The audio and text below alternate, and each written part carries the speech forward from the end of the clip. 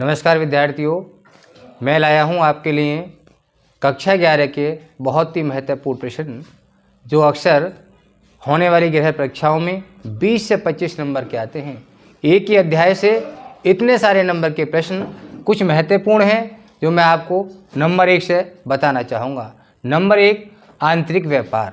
आंतरिक व्यापार अध्याय के अंतर्गत पहला प्रश्न, आंतरिक व्यापार किसे कहते हैं?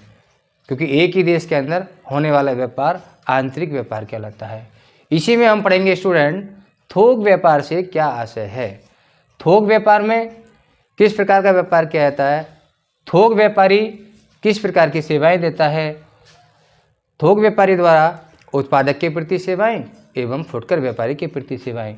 इसी में पढ़ेंगे विद्यार्थी आप फुटकर व्यापार से आशय, फुटकर व्यापारियों की सेवाएं। इसके बाद फुटकर व्यापार के प्रकार, फुटकर व्यापार कितने प्रकार का होता है। साथ ही इसमें पढ़ेंगे आप थोक व्यापार एवं फुटकर व्यापार में अंतर। आइए तो हम आपको ले चलते हैं फुटकर व्यापार के प्रकार के बारे में। सबसे नंबर 1 पे आता है भ्रमणशील फुटकर विक्रेता।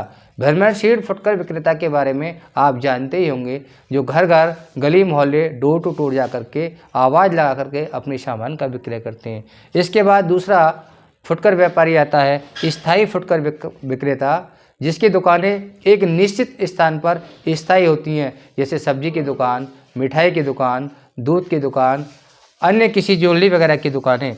फिर आते हैं हमारे छोटे पैमाने के फुटकर विक्रेता, जो अक्सर हमारे बिल्कुल घर के नज़दीक हो जाते हैं, जो हमारी आवश्यकता की वस्तु को हमारी आवश्यकता अनुसार हमको दे देते हैं। इसके बाद आता है हमारा विभागीय भंडार।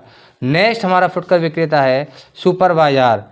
इसी में आता है एक विद्यार्थियों जो बहुत ही महत्वपूर्ण है, डाक आदेश गृह, मेल ऑर्डर बिजनेस, जिसमें हम घर बैठे ही विदेश से भी, देश से नहीं बल्कि विदेश से भी अपनी आवश्यकता की वस्तुओं को आयात कर सकते हैं। तो ये थे मुख्य 12 महत्वपूर्ण प्रश्न।